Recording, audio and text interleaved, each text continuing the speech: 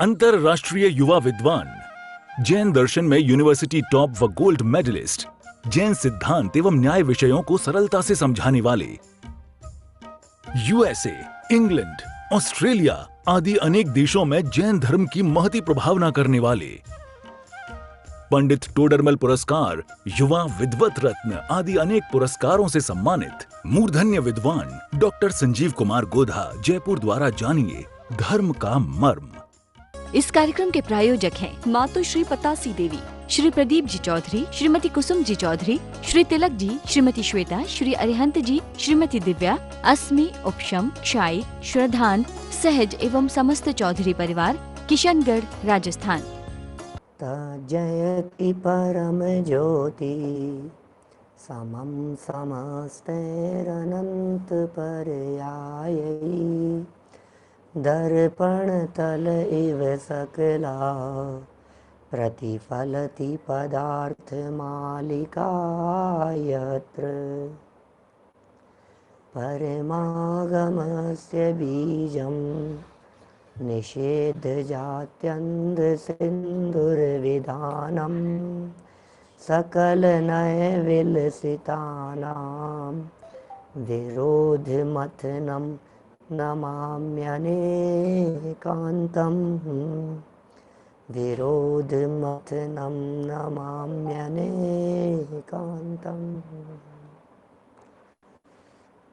आचार्य अमृतचंद्र स्वामी द्वारा रचित यह पुरुषार्थ सिद्धि उपाय नामक ग्रंथ है। बहुत ही सुंदर और अद्भुत चरणानुयोग संबंधी ये चर्चाएं हैं। हिंसा और अहिंसा की सिद्धि प्रत्येक प्रकरण में अमृतचंद्राचार्य कर रहे थे। हिंसा चूँकि जगत के जीवों को महापाप दिखाई देता है, वही हिंसा में तो है ही, झूठ बोलने में भी हिंसा का पाप लगता है, चोरी करने में भी हिंसा का पाप लगता है, कुशील में भी हिंसा का पाप आज यहाँ सिद्ध करने वाले हैं, और परिग्रह में भी हिंसा होती है। देखिए, हिंसा, झूठ और चोरी संबंधी प्रकरण हम यहाँ अपेक्षित विस्तार से पूर्ण कर चुके हैं, और आज ऐसा प्रसंग है कि यह ब्रह्मचर्य अणुव्रत की चर्चा को प्रारंभ करना है। बहुत ज़्यादा विस्तृत चर्चा तो नहीं है, अत्यंत संक्षेप में इस ब्रह्मचर्य की चर्चा अमृतचंद्राचार्य देव ने यहाँ की है, और विशेष समझने जैसा भी यहाँ कुछ नहीं दिखाई देता है। देखिए, पढ़ते हैं हम यहाँ, है ना, चर्चा कर रहे हैं।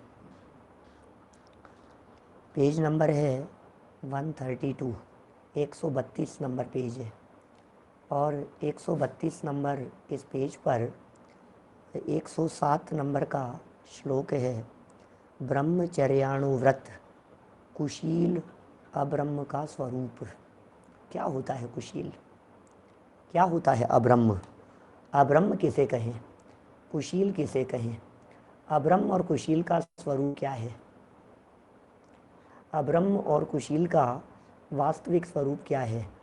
देखिए, चर्चाएं तो बहुत विस्तार से हो सकती है, और इसकी चर्चा हम करेंगे भी आगे 10 लक्षण पर्व के दिनों में। जब उत्तम ब्रह्मचर्य का प्रसंग आएगा तब हम इसकी चर्चा करेंगे भी। देखिए, आज यहाँ व्यावहारिक चर्चा चरणानुयोग की सापेक्षता से की जा रही है। श्लोक पढ़ता हूँ। तद्वेद राग योगान मैथुनमभिधीयते तद ब्रह्म अवतरति तत्र हिंसा वधस्य सर्वत्र सद्भावात्। अन्वयार्थ। यत माने जो, वेद राग योगात, वेद के राग रूप योग से, मैथुनम स्त्री पुरुषों का सहवास, ये मैथुन कहलाता है। अभिधीयते कहा जाता है। तत् माने वह, अब्रह्म माने अब्रह्म है, और तत्र उस सहवास में वधस्य प्राणीवध का सर्वत्र सद्भावात् सर्व स्थान में सद्भाव होने से हिंसा अवतरती, हिंसा होती है।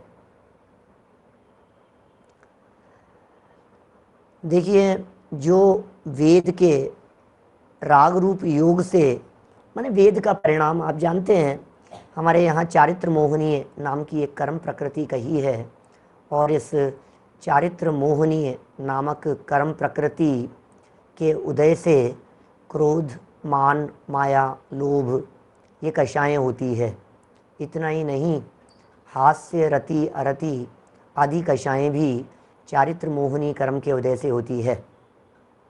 और हास्य, रति, अरति में ही आगे चलकर 3 वेद कषायें भी कही गई है, जैसे स्त्री वेद, पुरुष वेद और नपुंसक वेद।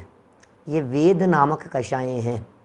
इन वेद कषायों के उदय से इस जीव के स्त्री, पुरुष, नपुंसक इनके साथ में रमण करने की इच्छा होती है वेद कषाय के उदय से। जैसे क्रोध कषाय का उदय आता है तो इस जीव को क्रोध रूप प्रवर्तन देखा जाता है। क्रोध का उदय आता है तो मान का उदय आता है तो घमंड रूप प्रवर्तन देखा जाता है। माया कषाय का उदय आता है तो मायाचार रूप दशा देखी जाती है। इसी तरह से 9 कषायों में भी इसी प्रकार का है। जैसे हास्य कषाय का उदय आया तो इस जीव के हंसने रूप प्रवृत्ति हुई। रति कषाय का उदय आया तो रति रूप इच्छा हुई इसके। इसी तरह से भय कषाय का उदय आया तो डरता है ये व्यक्ति। डरा क्यों है? क्योंकि भय कषाय का उदय है। इसी तरह से वेद कषाय का जब उदय आता है तो स्त्री पुरुषादिक के साथ में परस्पर में रमण करने का भाव होता है। यहाँ कह रहे हैं वेद के राग रूप योग से स्त्री पुरुषों का सहवास कहा जाता है, वह अब्रह्म है, कुशील है, वो अब्रह्म नामक पाप है वो। तो ये कह रहे हैं यहाँ, और उस सहवास में प्राणी वध का सर्व स्थान में सद्भाव होने से हिंसा होती है। वहाँ हिंसा होती है, प्राणी वध कहा गया है उसमें। देखिए टीका पढ़ते हैं। यत वेद राग योगात मैथुनम अभिधीयते तत् अब्रह्म भवति तत्र हिंसा अवतरति यतः सर्वत्र वधस्य सद्भावात्। स्त्री वेद, पुरुष वेद, नपुंसक वेद के परिणाम रूप राग भाव सहित योग से, आप जानते हैं स्त्री वेद के परिणाम किसे कहते हैं? जब पुरुष के साथ रमण करने की इच्छा होती है। पुरुष वेद जहाँ स्त्री के साथ रमण करने की इच्छा होती है। नपुंसक वेद जहाँ स्त्री पुरुष दोनों के साथ भोगने का परिणाम होता है, वो नपुंसक वेद कहलाता है। यहाँ कह रहे हैं ये परिणाम रूप राग भाव, जब 25 कषायों का बंटवारा करते हैं राग और द्वेष में, तो ये वेद रूप कषायें राग के अंतर्गत जाती है। ये जो राग की जो बात है, ये तीनों प्रकार के वेदों को राग के अंतर्गत शामिल किया गया है। बाकी जो और जो कषायें हैं, अरति, शोक, भय, जुगुप्सा, उनको द्वेष रूप कषाय कहा गया है। तो ये कह रहे हैं अर्थात स्त्री पुरुष का मिलकर काम सेवन करना कुशील है, अब्रह्म है। उस कुशील में हिंसा उत्पन्न होती है। कारण कि कुशील करने और कराने वाले के सर्वत्र हिंसा का सद्भाव है। कुशील करने वाले के भी और कराने वाले के भी। वास्तव में इस कुशील परिणाम का त्याग मन, वचन, काय और कृतकारित अनुमोदना से किया जाता है। मन, वचन, काय, कृत, कारित और अनुमोदना, नव कोटि से कुशील का त्याग होता है। मन कृत, मन कारित, मन अनुमोदना, वचन कृत, वचन कारित वचन अनुमोदना। तो ये मन, वचन और काय, इनकी जो प्रवृत्ति है, इस प्रवृत्ति से कृत कारित अनुमोदना, ऐसे 9 प्रकार से हमारे को अब्रह्म का त्याग करना चाहिए। देखिए भावार्थ पढ़ते हैं नीचे। स्त्री की योनि, नाभि, कूच और कांख में मनुष्याकार समूर्छन पंचेंद्रिय जीव उत्पन्न होते हैं। हमने जब प्रकरण मोक्ष मार्ग प्रकाशक में चल रहा था तो हमने बतलाया था मनुष्य गति के जीवों में बहुत सारे जीव समूर्छन भी होते हैं। समूर्छन मनुष्य भी होते हैं बहुत सारे, और उन समूर्छन मनुष्यों की आयु श्वास के 18वें भाग होती है। वे समूर्छन मनुष्य सभी मनुष्याकार होते हैं, मनुष्यों जैसे आकार वाले होते हैं। निगोदिया जीवों का जैसे जन्म मरण श्वास के 18वें भाग होता है, उसी तरह से इन समूर्छन जीवों का भी, समूर्छन का सबका नहीं, यहाँ वे समूर्छन जीव जो समूर्छन जीव अपर्याप्तक होते हैं।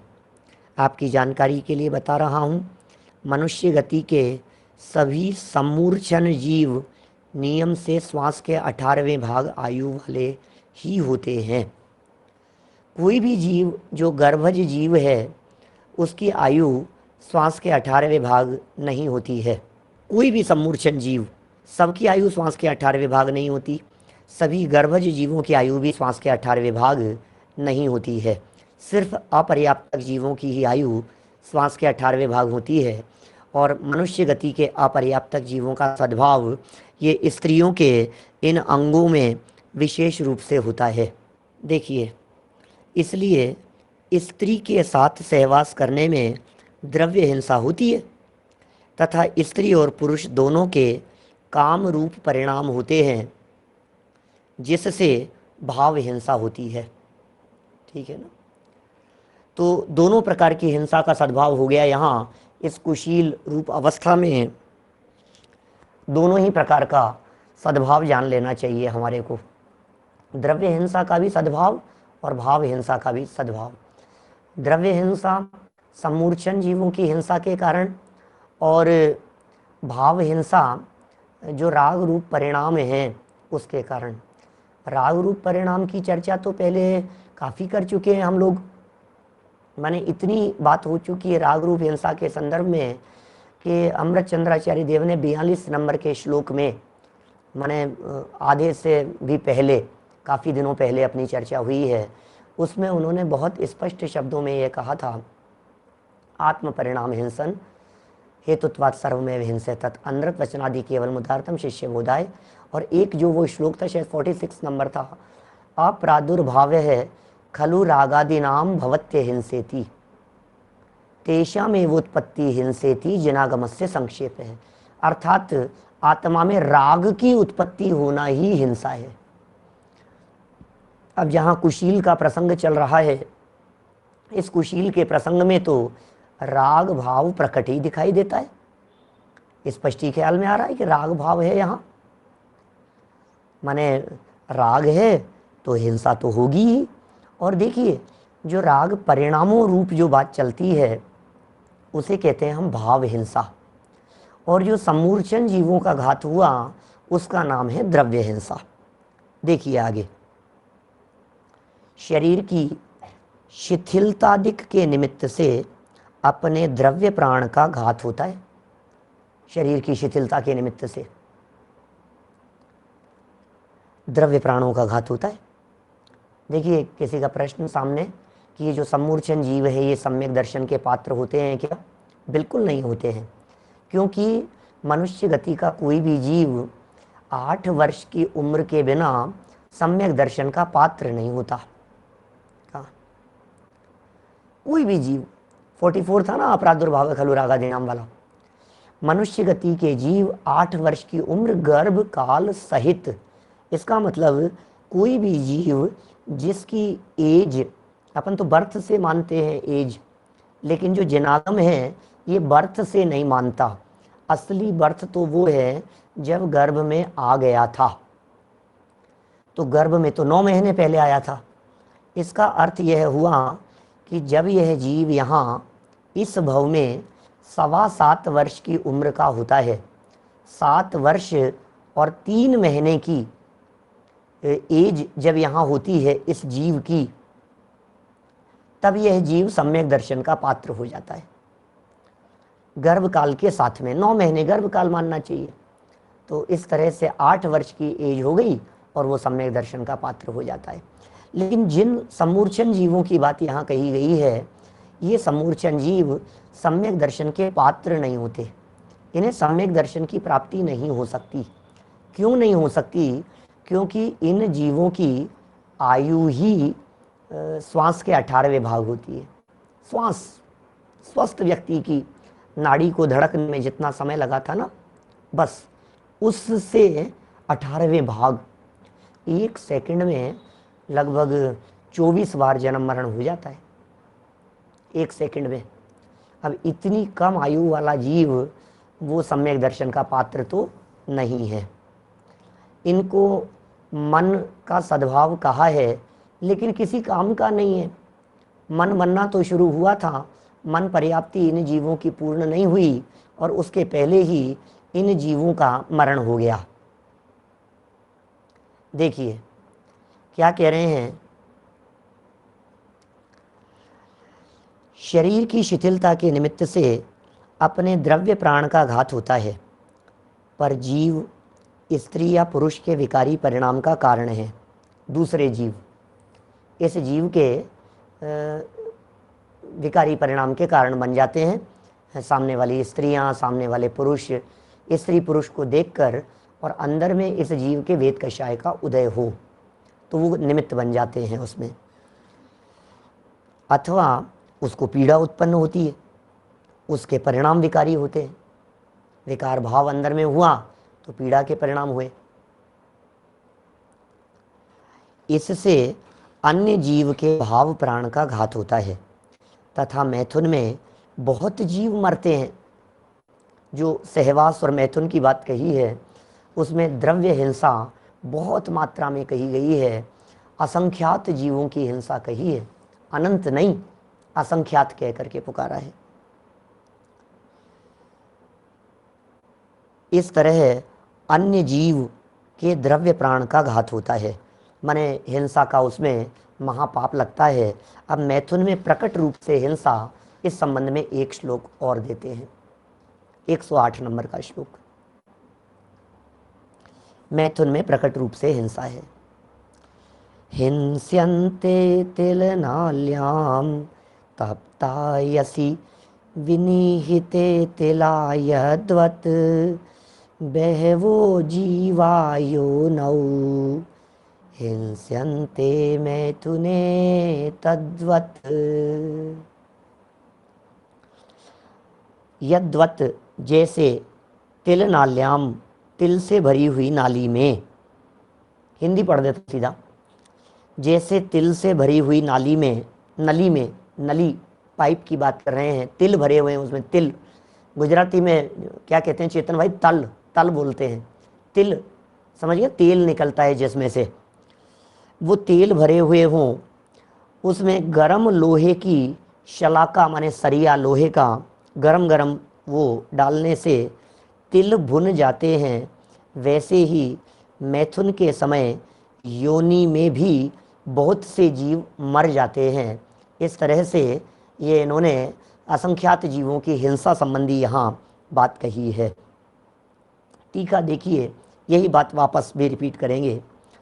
यद्वत् तिल नाल्याम तप्तायसी विनिहिते सती तिलाह हिंस्यन्ते यद्वत् योनौ मैथुने कृते सती बहवः जीवाः हिंस्यन्ते। देखिए, जैसे तिलों से भरी हुई बांस की नली में, बांस की नली लकड़ी की नली है, बांस जानते हैं आप? ऐसा बांस खड़े हो जाते हैं, तो ये जो बांस है और उस बांस में बीच में छेद होता है बांस में, उसमें तिल भरे हुए हों, तो उस नली में अत्यंत गर्म की हुई लोहे की शलाखा डाली जाए तो सब तिल उस गर्म से भुन जाते हैं। उसी प्रकार स्त्री के अंग में पुरुष के अंग से मैथुन करने पर योनिगत सर्व जीव तुरंत ही मरण को प्राप्त हो जाते हैं। यही प्रकट द्रव्य हिंसा है। ये प्रकट रूप से द्रव्य हिंसा का सद्भाव यहाँ बताया गया है। और हिंसा होती है सैनी पंचेंद्रिय जीवों की हिंसा का पाप लगता है। अब आप सोचिए, माने वो महापाप है। इसलिए कल करेंगे थोड़ी और चर्चा भी, देखते हैं यदि पूरा हो जाता है ये अभी तो, ये क्योंकि ज़्यादा नहीं है विषय, थोड़ा सा ही बचा है। इसी के अंदर इन्होंने भाव हिंसा का भी विशेष रूप से सद्भाव कहा। जीवों के मरने से द्रव्य हिंसा और परिणामों के बिगड़ने से भाव हिंसा, और ब्रह्मचर्य का पालन करने वाले जीवों को ये बाहर में भी और अंदर में भी दोनों ही प्रकार के हिंसा से या दोनों ही प्रकार के अब्रह्म से बचने का प्रयत्न किया जाना चाहिए। माने द्रव्य कुशील और भाव कुशील। द्रव्य कुशील यहाँ कह रहे हैं, और जो भाव कुशील है, यह भाव कुशील अपने परिणामों में है, विकृत परिणामों में। देखिए, सम्मूर्छन जीव तो अपने आप ही मरेंगे, लेकिन श्वास के 18वें भाग आयु भी तो है ना उनकी, उससे श्वास के 18वें भाग उनकी आयु है और हिंसा का आपकी प्रवृत्ति दिखाई दे रही है। मान लीजिए आलू में कोई निगोदिया जीव है, तो आलू में निगोदिया जीव भी तो अपने आप ही मरते हैं, क्योंकि निगोदिया जीवों की तो आयु ही बहुत कम होती है। निगोदिया जीवों की तो उत्कृष्ट आयु अंतर्मूर्त कही गई है। अब निगोदिया जीवों की आयु ही उत्कृष्ट आयु भी अंतर्मूर्त है, और जगन्य आयु तो हम जानते ही हैं, श्वास के 18वें भाग कही गई है। सो इस तरह से उसमें अपने आप मरने पर भी चूंकि प्रवृत्ति इस जीव की हुई है, इसलिए उसमें पाप लगता है। सावधान रहे, है ना। यहाँ तो अभी गृहस्थों के जीवन में जो अब्रह्म हो सकता है उसके निषेध की चर्चा आगे आगामी श्लोक के अंदर करेंगे। अभी 109 नंबर का श्लोक देखते हैं। तर्क है एक प्रकार से शिष्य का, ऐसा मान लीजिए। कोई कहे कि अनंग क्रीड़ा में तो हिंसा नहीं होती, कोई कहे इस प्रकार की बात, हिंसा नहीं होती सब अनंग क्रीड़ा में तो, क्योंकि वहां तो मैथुन का सद्भाव नहीं दिखाई देता है। तो ये कह रहे हैं 109 नंबर श्लोक में, उससे कहते हैं यद्यपि क्रियते किंचन मदनोद्रेकाद नंगरमणादि तत्रापि भवति हिंसा रागाद्युत्पत्ति तंत्रत्वात्, और अपि माने तदुपरांत, मदनोद्रेकात काम की उत्कटता से, यत किंचित जो कुछ, अनंग रमणादि अनंग क्रीड़ा क्रियते की जाती है, तत्रापि उसमें भी रागाद्युत्पत्ति तंत्रत्वात्, रागादि की उत्पत्ति के कारण हिंसा भवति, हिंसा होती है। माने भाई भले ही कोई व्यक्ति ये बात कहे अनंग क्रीड़ा में तो हिंसा नहीं है, क्योंकि वहां मैथुन का सद्भाव नहीं दिखाई देता है प्रकट रूप से, तो उसमें तो हिंसा नहीं होती है। तो ये कह रहे हैं उसमें भी हिंसा है, क्योंकि रागादि का सद्भाव तो वहाँ भी है। और आप जानते हैं पीछे इस बात को अव्याप्ति और अतिव्याप्ति इन दोषों के अभाव से सिद्ध किया जा चुका है कि जहाँ राग भाव होता है वहाँ हिंसा नियम से होती है। टीका देखिए, यत अपि मदनोद्रेकात अनंग रमणादि किंचित क्रियते तत्रापि हिंसा भवति रागाद्युत्पत्ति तंत्रत्वात्, जो जीव तीव्र चारित्र मोह कर्म के उदय में संयुक्त होने से, चारित्र मोहनी कर्म का जो उदय है वो बराबर चलता ही रहता है, संसार दशा में, गृहस्थ दशा में भी, मुनि दशा में भी होता है। तो ये चारित्र मोहनी कर्म का उदय तो आता है, उसके उदय संयुक्त होने से तीव्र काम विकार होने के कारण अनंग क्रीड़ा करता है। माने काम ये अनंग क्रीड़ा क्या चीज है, तो उसको स्पष्ट कर दिया यहाँ अनंग क्रीड़ा को। बोले काम सेवन के योग्य अंग उनको छोड़कर अन्य अंगों द्वारा क्रीड़ा करना वह अनंग क्रीड़ा है। करता है वहां भी हिंसा होती है। देखिए 134 नंबर पेज पर देखिए भावार्थ। अंग अर्थात लिंग और योनि के संयोग बिना अन्य तरह से काम क्रीड़ा करना ये अनंग क्रीड़ा है। कारण कि हिंसा का होना रागादि की उत्पत्ति के अधीन है। ये हिंसा जो भी है ना रागादि की उत्पत्ति के अधीन कह दी गई। राग है तो हिंसा है, राग नहीं है तो हिंसा नहीं है। अरे राग के साथ में हिंसा का अविनाभाव संबंध है, ऐसा ऐसा अनिवार्य संबंध है। राग माने हिंसा, हिंसा माने राग, ऐसा नहीं हो सकता। हिंसा को छोड़ करके राग और राग को छोड़ करके हिंसा नहीं हो सकती। तभी तो अव्याप्ति और अतिव्याप्ति दोषों से रहित पना बनेगा। देखिए राग तीव्र न हो तो काम क्रीड़ा क्यों करे, भले ही अनंग क्रीड़ा हो लेकिन काम क्रीड़ा तो है। राग तीव्र न हो तो काम क्रीड़ा क्यों करे, जो राग है सो उसका नाम ही हिंसा है। इससे सिद्ध हुआ कि अनंग क्रीड़ा में भी हिंसा होती है, क्योंकि राग का सद्भाव वहां भी बताया गया है। अब वही जो प्रकरण जैसा पीछे हिंसा में, झूठ में और चोरी में हमने पढ़ा है, उसी तरह का प्रकरण श्रावकों के लिए यहाँ कह रहे हैं। बहुत सुंदर चर्चा है श्रावकों के जीवन में किस तरह का पालन किया जाना चाहिए, विशेष भी बात कहूँगा। और विशेष रूप से जो ब्रह्मचर्य धर्म, जो ब्रह्म में चरण करने की चर्चा है, वो प्रसंगानुसार जब आएगा तब हम अपन उसकी भी चर्चा करेंगे। देखिए कुशील के त्याग का क्रम बतलाते हैं 110 नंबर का श्लोक। देखिए ये निज कलत्र मात्रम परिहर्तुम शक्नुवन्ति नहीं मोहात् निशेष शेष योषिन् निषेवणम तैरपि न कार्यम। ये माने जो जीव मोहात मोह के कारण निज कलत्र मात्रम अपनी विवाहिता स्त्री को ही परिहर्तुम छोड़ने में ही न शक्नुवंती निश्चय से समर्थ नहीं है, तई माने उन्हें निशेष शेष योषि निषेवणम अपि बाकी की समस्त स्त्रियों का सेवन तो कदापि न कार्यम नहीं करना चाहिए। माने स्वदार संतोष व्रत की बात यहाँ कह रहे हैं। आजकल ये परिपाटी इस प्रकार की कुछ चलने लगी है, विवाह नहीं करने के संदर्भ में।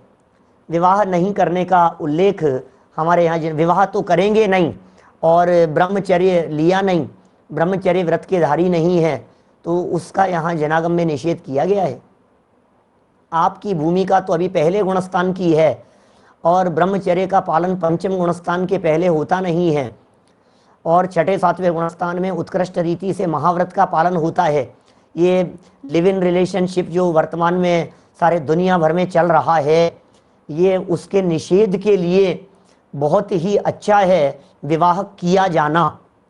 स्वदार संतोष व्रत की चर्चा हमारे यहाँ जनागम में की गई है, क्योंकि जो व्यक्ति कषाय भाव तो मिटा नहीं है, कुशील नाम का पाप तो उसके पाप से रहित तो हुआ नहीं है, अंदर में मिथ्यात्व गया नहीं है, अनंतानुबंधी गई नहीं है, अप्रत्याख्यान का सद्भाव भी है। अब उसने विवाह तो करता नहीं है और पर स्त्री पुरुषों के साथ में भोग के परिणाम रखता है, तो यहाँ निषेध कर रहे हैं। ये ऐसा ब्रह्मचर्य किसी काम का नहीं है। इसलिए यदि आपके राग के भाव हैं तो विवाह कर लेना ही ज़्यादा उचित है। विवाह कर लेने वाला व्यक्ति कम से कम एक स्त्री के साथ में तो बंध गया, इसे भी गृहस्थाचार कह करके पुकारा है। आप जानते हैं दादा तो हमेशा ही बतलाते हैं, जब पंच कल्याणकों के प्रवचन दादा करते हैं तो हमेशा एक बात कहते हैं, ऋषभ देव की वैराग्य में परिणति को देखकर नाभि राय और मरु देवी को विकल्प आया, और नाभि राय और मरु देवी ने यह कहा कि सोचा भाई ये तो विवाह नहीं करेगा, तो क्या करें, इसको तो समझाना पड़ेगा। प्लानिंग की उन्होंने पूरी, और बहुत प्लानिंग करी। तो उसमें क्या विचार किया, मैंने बात ही यहाँ से शुरू की। मैं पूरा प्रसंग नहीं सुना रहा हूँ, लेकिन बात ही यहाँ से शुरू की ऋषभ देव के साथ में कि भाई सुन, हे ऋषभ, हमें तुमसे कुछ बात करनी है। और बहुत प्लानिंग की, और ऐसा ऐसा नहीं बैठ करके बात करेंगे, टाइम लगेगा थोड़ा सा, जब तुम्हारे पास में फुर्सत हो तब बात करेंगे। और बात ही यहाँ से शुरू की कि तुम जानते हो धर्म दो प्रकार का है, एक गृहस्थ धर्म और एक मुनि धर्म। यहाँ भी तो दो प्रकार के धर्मों की चर्चा कर रहे हैं। हे जीव, यदि मुनि धर्म का पालन नहीं कर सकते हो तो गृहस्थ धर्म में प्रवेश करो। गृहस्थ धर्म में प्रवेश करो, ऐसे उल्लेख है। गृहस्थ धर्म में प्रवेश करो का मतलब यदि आप विवाह न करेंगे तो न मालूम कितनों को भ्रष्ट करेंगे। और स्वदार संतोष नाम का भी एक व्रत कहा है हमारे यहाँ। ये व्रत यही है जिसे अणुव्रत के रूप में यहाँ कहा गया है। इसलिए बहुत सावधानी पूर्वक इस चीज का त्याग किया जाता है। गृहस्थों के लेवल पर त्याग करने की यहाँ बात कर रहे हैं। देखिए जो बातें कही है उसको पढ़ता हूँ, फिर नीचे और अपन बात करेंगे इसके बारे में। टीका, ये अन्वय अर्थ पढ़ लिया ना अपन ने, सरल अर्थ देख लीजिए। जो जीव मोह के कारण अपनी विवाहिता स्त्री को ही छोड़ने में निश्चय से समर्थ नहीं है, विवाहिता स्त्री को छोड़ने में समर्थ नहीं है, तो उन्हें क्या करना चाहिए, बाकी की समस्त स्त्रियों का सेवन तो कदापि नहीं करना चाहिए। देखिए यद्यपि सारे जनागम में जहाँ जहाँ ब्रह्मचर्य की चर्चा आई है वहाँ स्त्रियों के निषेध की बात कही है, स्त्रियों का त्याग कर देना चाहिए, स्त्रियों का त्याग कर देना चाहिए। लेकिन यह चीज़, स्त्री त्याग का अर्थ पुरुष के मन में उत्पन्न होने वाला स्त्री के प्रति जो राग भाव है, उस राग भाव के त्याग की बात है। क्या राग के त्याग की बात है। और वो राग यदि स्त्री के मन में है, फीमेल के मन में है, लड़की के मन में है, लेडीज के मन में है, तो वो लेडीज के मन में जो पुरुष के प्रति विशेष प्रकार का राग भाव है, वो राग भाव भी यहाँ कुशील की श्रेणी में जाएगा यदि वो स्वपुरुष नहीं है तो। और स्वपुरुष तो विवाहिता पुरुष है अपना, जो जिससे विवाह किया गया है। देखिए अपने यहाँ जनागम में इतना तो कहा, जैसे चक्रवर्ती आदि महापुरुषों के लिए 96 हजार विवाह उन्होंने किए, नारायण प्रतिनारायण आदि के भी इतने इतने विवाहों की चर्चाएं हैं, लेकिन स्त्री के द्वारा द्वितीय विवाह की चर्चा कभी नहीं की गई। हमारे यहाँ जनागम में तो यदि पति का स्वर्गवास हो गया तो पुनर्विवाह की भी अनुमति जैन आगम नहीं देता है। मान लीजिए तलाक हो गया, मान लीजिए पति का स्वर्गवास हो गया, कम उम्र में ही विवाह होते ही महीने भर में ही, 2 महीने में, 6 महीने में, साल भर में पति की डेथ हो गई, उसके बावजूद भी जनागम यह परमिशन नहीं देता है कि आप दूसरा विवाह कर लेवें। कुल मिलाकर के भोग के परिणाम के त्याग की बात है भाई। यहाँ तो जो हृदय में जो परिणाम उत्पन्न हुआ है उस परिणाम को कंट्रोल करने की बात है, और वो तत्व ज्ञान के अवलंबन से ही हो सकता है। एकमात्र जिनवाणी और तत्वज्ञान ही ऐसा है जो हमारे परिणामों को स्थिर करने में समर्थ हो सकता है।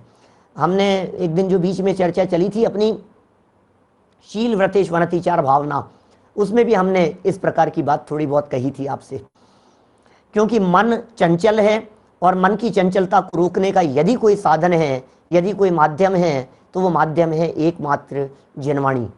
आप तत्वज्ञान का अवलंबन लीजिए, हमें तत्वज्ञान का अवलंबन लेना चाहिए। तत्वज्ञान के अवलंबन से ही परिणामों में शांति संभव है। देखिए टीका पढ़ता हूं। ये जीवाः ही मोहात निज कलत्र मात्रम परिहर्तुम ही न शक्नुवन्ति तैरपि निशेष शेष योषिन निषेवणम न कार्यम। जो जीव चारित्र मोहिनी के उदय से, अब ये चारित्र मोहिनी का तीव्र उदय किसके रहेगा? चारित्र मोहिनी के उदय की चर्चा कर रहे हैं, माने जिसके अनंतानुबंधी है, जिसके अप्रत्याख्याना वर्ण है, जिसके प्रत्याख्याना वर्ण है, जिनके इन 3 कषाय चौकड़ी का अभाव हो गया, उनके भी चारित्र मोहिनी का उदय तो है मुनिराजों के, लेकिन संज्वलन कषाय जन्य बहुत अल्प। क्या माने संज्वलन जो कषाय है, वो संज्वलन कषाय जन्य भी भोग का परिणाम थोड़ा बहुत होता है। वो वेद कषाय का सद्भाव तो 9वें गुण स्थान तक कहा गया है, मुनिराजों के कहा गया है, 9वें गुण स्थान तक कहा है। लेकिन यहाँ तो अभी गुणस्थान तो चल रहा है, चौथा भी नहीं हुआ है, पहले गुणस्थान के अंदर बैठा हुआ है, मिथ्या दृष्टि जीव है, सारी कषायों का भरमार है, कषायों के बादशाह हैं, अंदर में सारी कषाएं बैठी हुई हैं और बाहर में ले लिया हमने कि हम तो विवाह नहीं करेंगे, तो फिर क्या होगा, परिणाम आपके बिगड़े बिना नहीं रहेंगे, आप संभालो। यही हो सकता है कि आप ज़्यादा से ज़्यादा अपना समय तत्व ज्ञान के लिए दीजिए, नहीं तो बहुत माहौल खराब है भाई साहब सारे जगत में। अकेले विवाह नहीं करने मात्र को हम ब्रह्मचर्य नहीं कहते। विवाह किया नहीं है, विवाह हुआ नहीं है, विवाह हो नहीं पाया है, विवाह हो नहीं रहा है, बहुत तरह की बातें हैं। अंदर में कषाएं कितनी मिटी है, महत्वपूर्ण बात यह है। इस कार्यक्रम के प्रायोजक हैं मातु श्री पतासी देवी, श्री प्रदीप जी चौधरी, श्रीमती कुसुम जी चौधरी, श्री तिलक जी, श्रीमती श्वेता, श्री अरिहंत जी, श्रीमती दिव्या, अस्मि, उपशम, क्षाई, श्रद्धान, सहज एवं समस्त चौधरी परिवार, किशनगढ़, राजस्थान।